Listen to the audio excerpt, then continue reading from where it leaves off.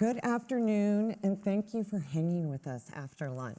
I'm Julie Borlaug. I have the honor of being on the Council of, I was about to say the Council of Global Affairs. I just made that one up. But the Council Advisors here at the World Food Prize and a proud ambassador of CIMMYT. And we're going to talk about the purpose of the DialogueNEXT.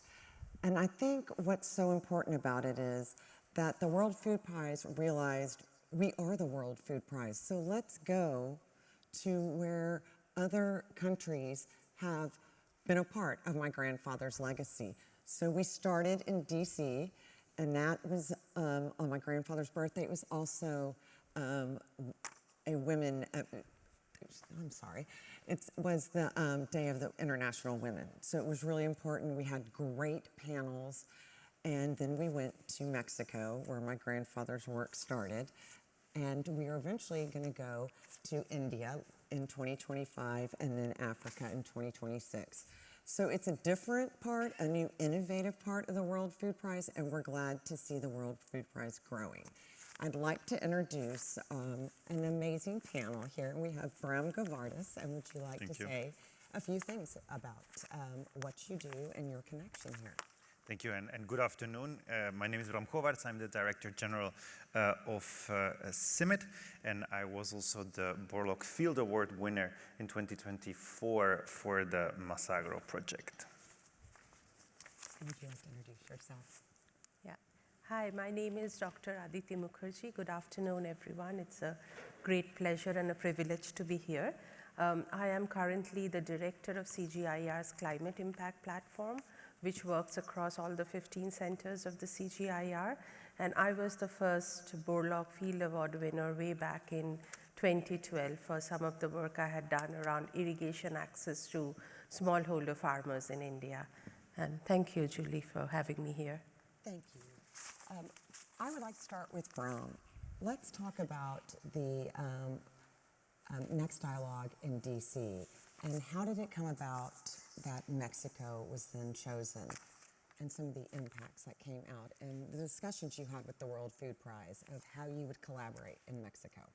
So when I got the invitation by Mashal, after she agreed with, of course, President Branstad, that we wanted to have a more continued dialogue so that we could actually convert this dialogue more in an accountability, in reporting back of what we had agreed during the discussions during the year, and it would start in Washington, D.C.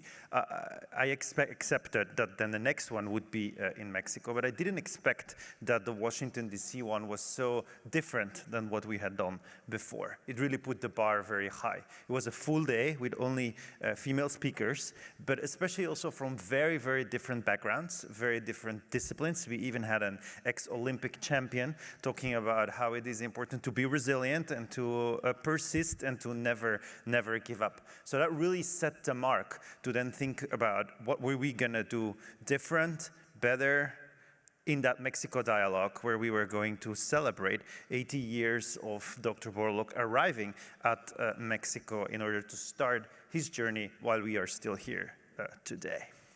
So we get to Mexico, and it was a phenomenal collaboration. How many people, between CIMMYT and the World Food Prize, how many people did we have? So 200 organizations were there from 55 different countries, and we had fantastic speakers, including our leading lady of the Borlaug Awards, Aditi, who was talking about climate change. And I think the focus of the dialogue in Mexico was really action-based.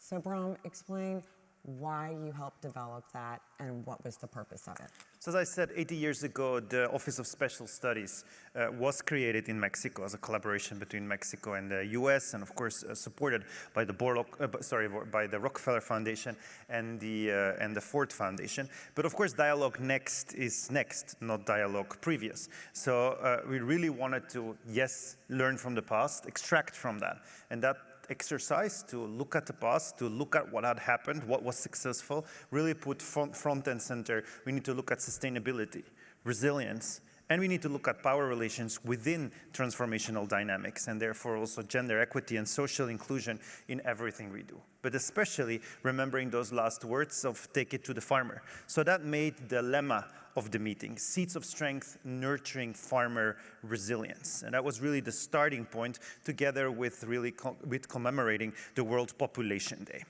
And so that take it to the farmer lemma is, of course, what then also became in Mexico the Masagro movement.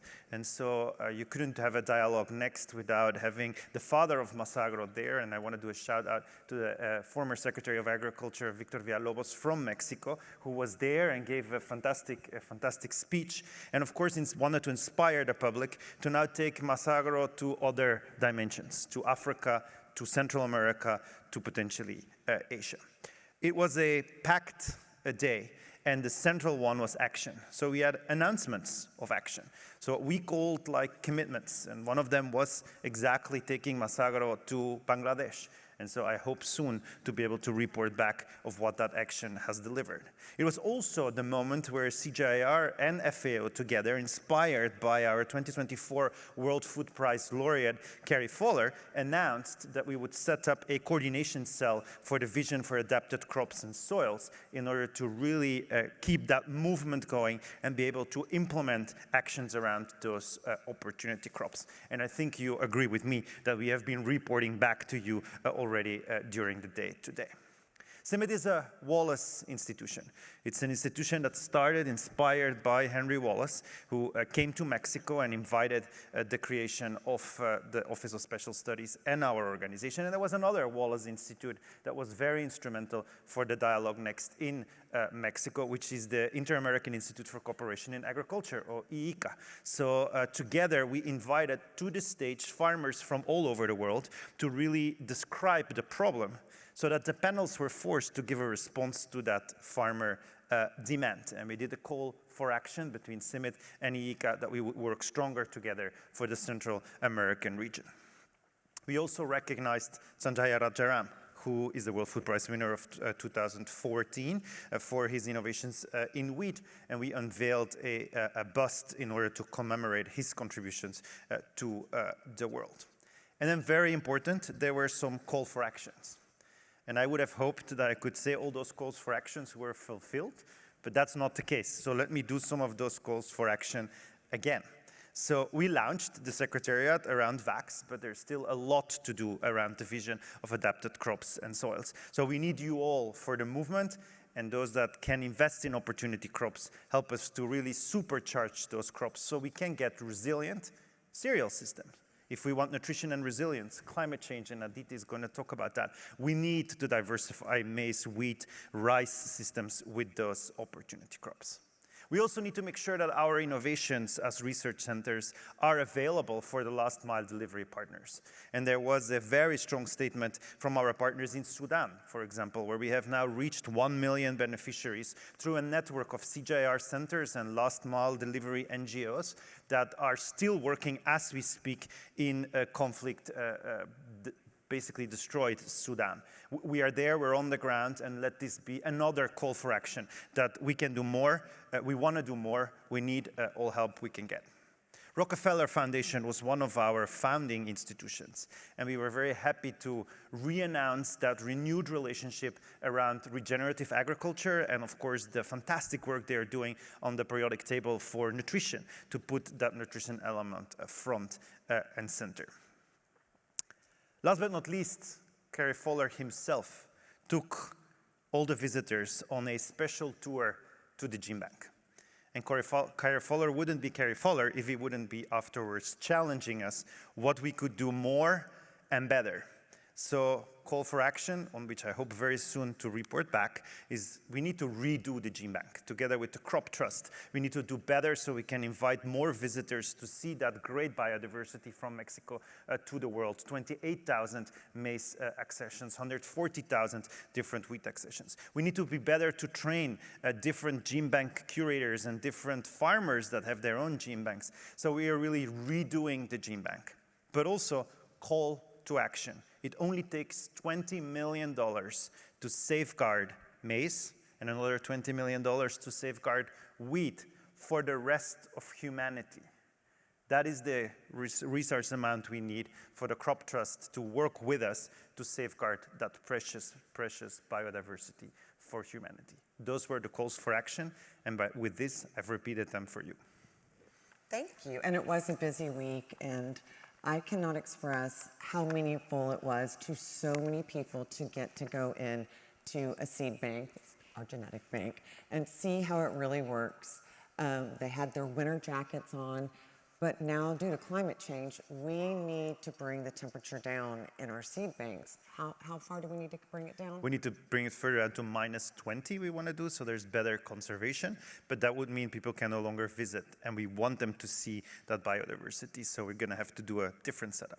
So if you want to visit a seed bank in Mexico, go now, would be the thing.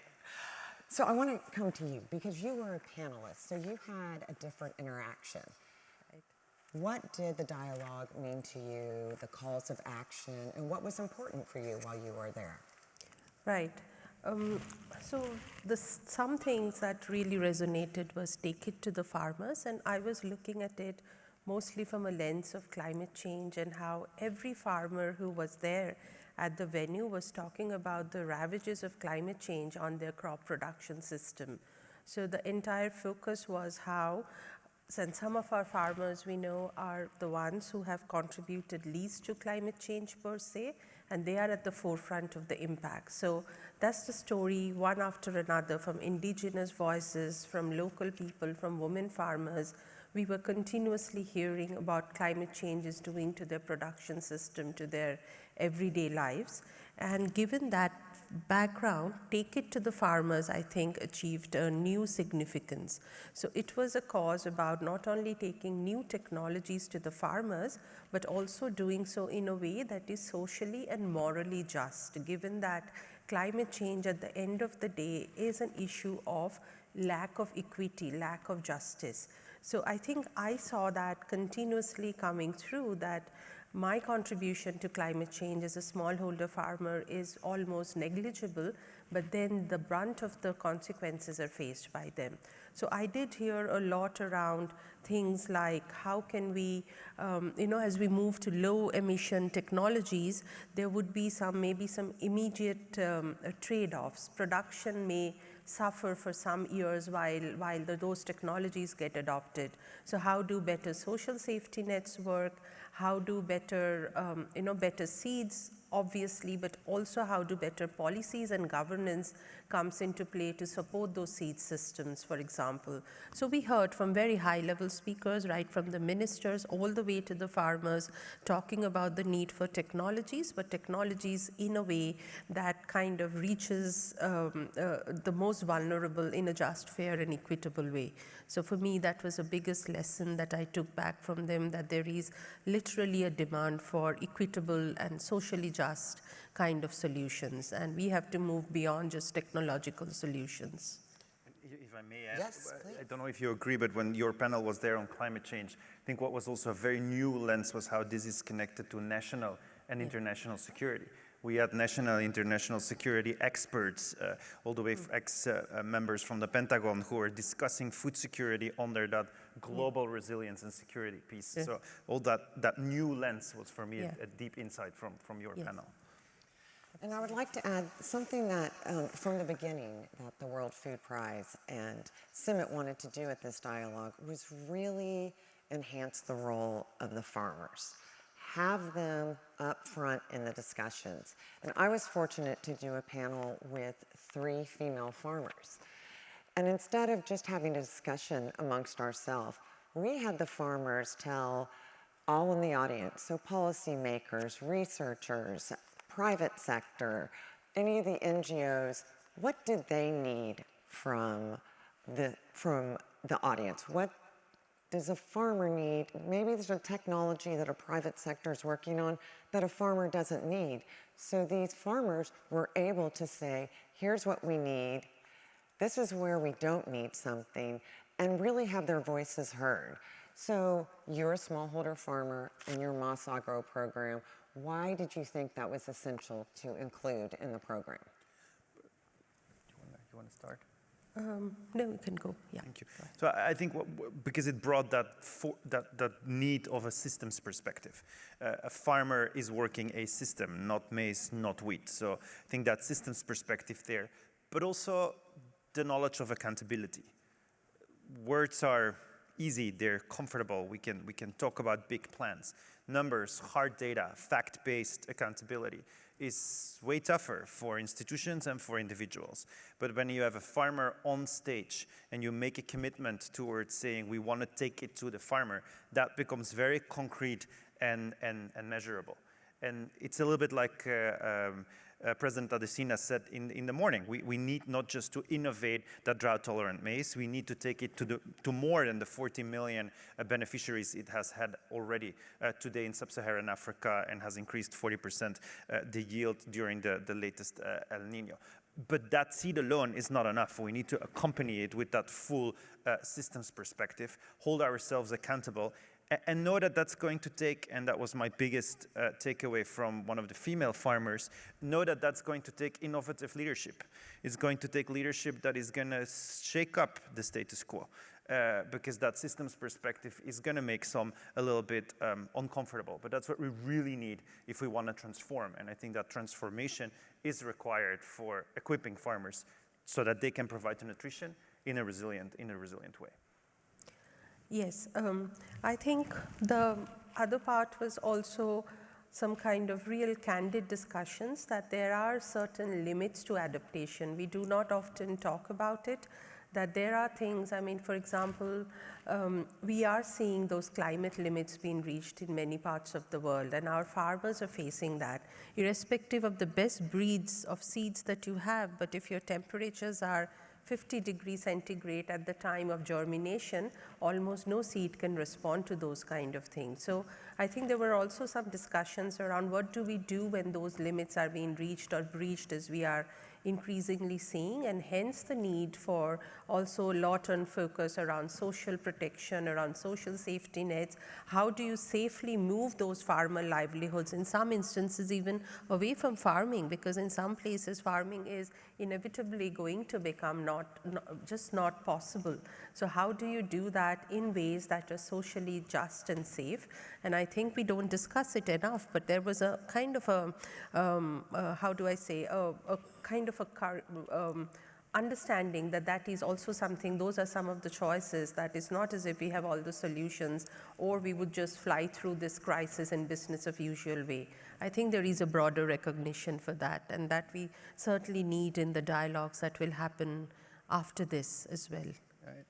So let's turn to our Dialogue Next in 2025, which will be in India. Right. Give us some ideas of what you would like to see. How can the collaboration between any of the Indian organizations, and we'd love any of the Indian organizations to speak with us at the World Food Prize about partnership, but where do you see the focus should be? I think, and it's not because I work on climate change, but I really think that the focus needs to be on climate change. Right now, ICR actually spends more than 50% of his budget working on how to make India's farming system more climate resilient. So the focus does really need to be on climate change, and this is where, in those kind of hot tropical countries, is where we are seeing some of those climate boundaries, planetary boundaries being actually breached. So how do you make climate resilient crops more, how do farmers adopt those crops, but also more importantly, what are those conditions under which you really have to move and kind of, you can no longer be stuck into the system, but you have to do transformative changes. So I would think the focus really needs to be not so much on the incremental changes, like doing what you are doing a little better, but more around the transformative changes, the larger societal changes that would need to happen for us to respond to climate change. I think if we can shift the focus from more technocratic approaches to more governance, policy, and the broader canvas, that would be, I think, a great one, because I think it's easy for us to grasp with technical solutions, but much more difficult to talk about societal transformations, which climate change will actually mean we need. So that would be, I think, for me, an important focus of climate change, but from a transformative perspective. Yeah, and that brings me, I think, very important, I fully agree, but also I would like to see continued this South-South dialogue, because thanks to also your leadership, Julie, we had good and strong farmer voices, and you have been making that point over and over. But actually there was a South-South conversation going on. It was farmers from all over the world. We had farmers from Latin America, from Africa, from Asia, and they were doing South-South collaboration. But there were also there's also an opportunity for that South-South collaboration between Mexico and India. What can those countries do together? How can we learn from what ICAR does? How can we learn from what Mexico has done, including Mas Agro, and use that in Africa? How can we learn from Africa? Imagine a conversation around taking the amazing knowledge that India has on millets, for example, one of those opportunity crops, and put that on a platform that combines Mas Agro Africa with TAT. That would be a supercharged collaboration that would be South-South for Africa and from Africa for the South-South. Well, you actually just answered my question, because I was going to ask you, what is CIMMYT doing in India, and how could you contribute? Well, of course, India is an important legacy country for CIMMYT, because of course that's why we're going to go to India after the fantastic event in Washington with Roots of Peace, the Mexico event, and of course the great impact the Green Revolution has had in India. But I also think the contribution is about how do we have a different relationship and a different approach, that South-South approach. There's a lot of knowledge sitting in India, so CIMMYT's way of working with India has also shifted. Can we work better together? Can we, same as with China, can we have some of those data technology, knowledge technologies that we can unlock to work together and really come to a global conversation across borders? So as Asia is an important region, there is for not only because there is still the number of poor and undernourished in Asia is huge in numbers, but also if we look at climate change and especially the mitigation side, there's some work to be done around water, there's some work to be done around the efficiency around fertilizer, there's some work to be done around regenerative agriculture and soil fertility. So I hope the soil piece will also come to life in that conversation. Well, we're going to wrap up here, but Aditi, I thank you for joining the committee for DialogueNEXT in India. You may not have known that, but you are now part of it, part of the planning. If you could make just a few comments about the importance of DialogueNEXT and your hopes for India, and as we move beyond India, I would really appreciate that. Yeah, no, I think that in agriculture, and I really like the point you made, Bram, for the longest possible time, we have talked about agriculture in the context of adaptation, but the time has come as we reduce greenhouse gas emissions from other sectors. From energy, I think we are making good progress with the price of solar being now, it's cheaper to generate electricity from renewable than from fossil fuel. And that did not come overnight. That came through decades and decades of research and development into those kind of technologies. But in the agriculture sector, for many of the countries, including India, but for a lot of developing countries, the word mitigation is still thought of as a dirty word. It's like, how can we reduce greenhouse gas emissions from this sector? But the point is that we have arrived at that point when we do need to reduce greenhouse gas emissions to take our entire agriculture on a low emission pathway. And for that, there is a tremendous need for research and innovation. We do not have the equivalent of solar panels. We do not have as cost-effective technologies as there are in other fields like transport and energy.